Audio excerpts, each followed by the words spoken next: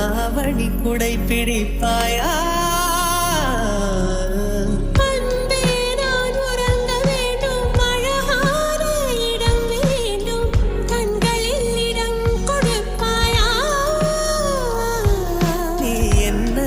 வந்து வெளிய நான் உன் மனதில் சென்று ஒழிய நீ உன் மனதில் என் உருவம் கண்டுபிடிப்பாயா?